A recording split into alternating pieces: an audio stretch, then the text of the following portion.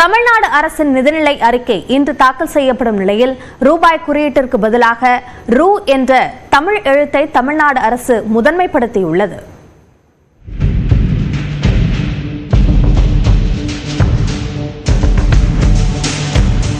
அமெரிக்க நாட்டின் டாலர், இங்கிலாந்தின் bound Sterling ஆகிய நாணயங்களுக்கு என பிரத்யேகமாக குறியீடுகள் உண்டு.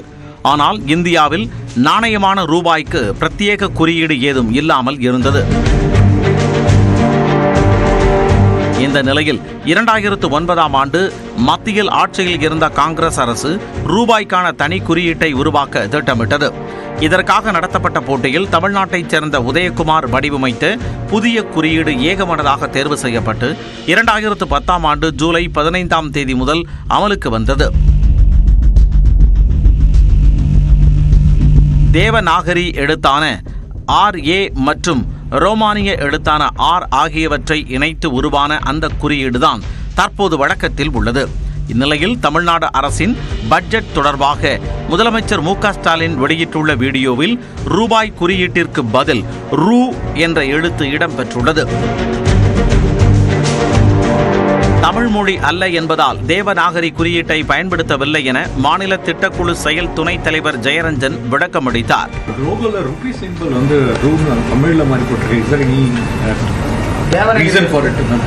தேவநாகரி வேணாங்க. லாஸ்ட் டைம் வந்து எல்லா டாக்குமெண்ட்ல பாத்தீங்கன்னா ருபீ சிம்பிள் தான் போட்டு, பட் திஸ் டைம் தேவநாகரி வேணாம் அப்படிங்கிறது. நிறைய தமிழர்கள் நிறைய விஷயங்கள் பண்ணிட்டாங்க, எல்லாத்தையும் பண்ண முடியாது. அதே நேரத்தில் அதிமுக, பாஜக ஆகியவை இதற்கு எதிர்வினை ஆற்றியுள்ளன.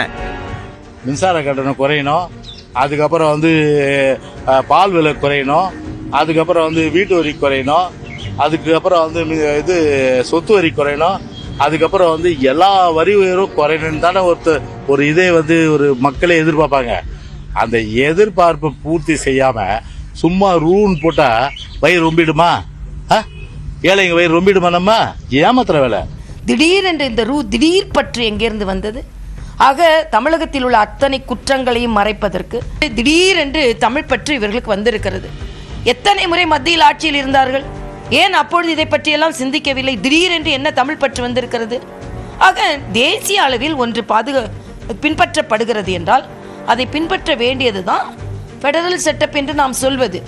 உடனே ஏதோ பாஜக ரூவுக்கு எதிரானது என்று இல்லை. ரூவுக்கு எதிரானவர்கள் நாங்கள் அல்ல, தமிழுக்கு எதிரானவர்கள் நாங்கள் அல்ல, உங்களை போன்ற போலி தமிழ் பற்றிற்கு நாங்கள் எதிரானவர்கள். இந்த நிலையில் இந்திய கலாச்சாரத்தை பிரதிபலிக்கும் வகையிலேயே ரூபாய் இலச்சினையை வடிவமைத்ததாக அதை வடிவமைத்த தமிழரான உதயகுமார் நியூஸ் 18 தமிழ்நாடு தொலைக்காட்சிக்கு தெரிவித்துள்ளார். இந்திய ரூபாய்க்கான குறியீடு 2009 இந்திய அரசாங்கம் ஒரு போட்டி அறிவிச்சிருந்தாங்க. அதுல நானும் கலந்துக்கிட்டேன். அதுல ஒன்று என்ன சொல்லி கேட்டிருந்தாங்கன்னா, இந்த குறியீடு இந்திய கலாச்சாரமும் பண்பாட்டையும் சார்ந்துதான் இருக்கணும்னு. ஸோ அதையே நான் மையமாக கொண்டு நான் இது வடிவமைச்சேன். அப்போ தேவநகிரி ர என்ற எழுத்தை எடுத்துக்கிட்டு, அதுக்கப்புறம் ஆங்கிலத்தில் உள்ள ஆறுன்னு எடுத்துக்கிட்டு அதை வடிவமைச்சேன். ரெண்டுமே ஒரு அப்ரிவேஷனாக நினச்சிக்கலாம். நீங்கள் ஆர் ருபீஸ் குறிக்கும், ரா ருபியாவை குறிக்கும். தமிழ்நாடு அரசு ரூபாய் குறியீட்டை மாற்றியிருப்பதால் சட்ட பிரச்சனை இருக்காது என மத்திய உள்துறை அமைச்சகம் தெரிவித்துள்ளதாக தகவல் வெளியாகியுள்ளது. அடையாளத்திற்காக மட்டுமே தமிழ்நாடு அரசின் நிதிநிலை அறிக்கையில் ரூபாய் குறியீட்டை மாற்றம் செய்திருப்பதால் சட்ட சிக்கலுக்கு வாய்ப்பில்லை எனவும் விளக்கமளித்துள்ளதாக தெரிகிறது. இந்நிலையில் தமிழ்நாடு அரசின் நிதிநிலை அறிக்கையில் இந்திய ரூபாய் நாணயத்தின் தேவநாகரி குறியீடு நீக்கப்பட்டிருப்பதற்கு மத்திய நிதியமைச்சர் நிர்மலா சீதாராமன் கண்டனம் தெரிவித்துள்ளார். இது தொடர்பாக அவர் எக்ஸ் பக்கத்தில் வெளியிட்டுள்ள பதிவில், திமுகவிற்கு உண்மையிலேயே ரூபாய் குறியீட்டுடன் பிரச்சனை இருந்தால் காங்கிரஸ் திமுக தலைமையிலான ஐக்கிய முற்போக்கு கூட்டணி ஆட்சியில் இந்த சின்னம் அதிகாரப்பூர்வமாக ஏற்றுக்கொள்ளப்பட்ட போது ஏன் எதிர்ப்பு தெரிவிக்கவில்லை என்று வினவியுள்ளார்.